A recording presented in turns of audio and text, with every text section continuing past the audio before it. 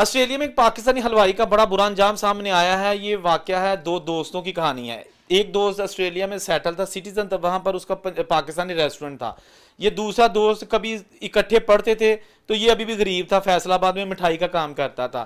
Australia والے دوست کو حلوائی چاہیے تھا اپنی ریسٹورنٹ کے لیے, جو مٹھائیوں کا سیکشن اس نے تیار کرنا تھا.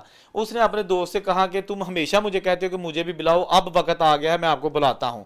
وہ جناب آسٹریلیا والا دوست پاکستان آیا, پاکستان سے آ کے اس لڑکے کو اس کے سارے پیپر تیار کروائے فیصل آباد سے, اور جناب اس کو ٹکٹ بھی پلے سے دی, اور یہ جناب ویزا لگوا کے اپنے دوست کو اس نے آسٹریلیا منگوا لیا, اور کہا یہ ریسٹورنٹ ہے, یہ سیکشن ہے ریسٹورنٹ کے اوپر, جو کمرے بنے ہوئے ہیں اسٹور وغیرہ یا دوسرے, اس کو صاف کرو, وہاں رہو, اور وہیں آپ 100 بیڈ وہاں پہ لگا دیا, پورا بہترین وہاں پر رنگ روگن کروا کے اس کا بیڈ روم بنا دیا, فری آف کاسٹ, بل پیسہ کچھ نہیں ہے.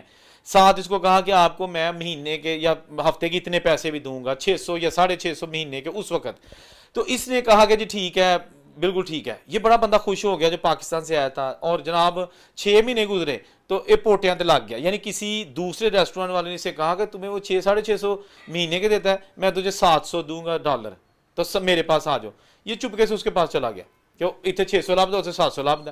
لیکن اس کے بعد اس بندے جس نے اس کو اتنا خرچہ کر کے منگوایا تھا, اس کو غصہ آیا, اس نے بہانے سے اس کے ساتھ دوبارہ صلح کی اور کہا کہ میں تجھے 900 دیتا ہوں.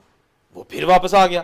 جب واپس آیا نا, تو اس بندے نے اس کو 2 ہفتے کام کروایا, اور ساتھ ہی کہا کہ چل یار پاکستان سے گھوم پھر کے آتے ہیں, بچوں کے ساتھ مل کے آتے ہیں, 6-7 مہینے آپ کو ہو گئے آئے ہوئے, چلے میں ٹکٹ میں دیتا ہوں, میں بھی چلتا ہوں, آپ بھی چلتے ہیں.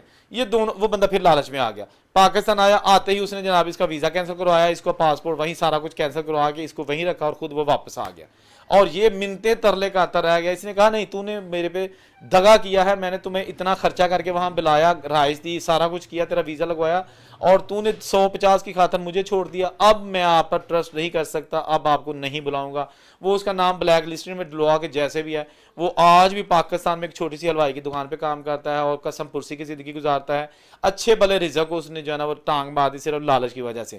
جو دوست, جو لوگ آپ پر احسان کرتے ہیں, ان کا احسان کبھی مت بھولو, پیسہ آنی جانی چیز ہے.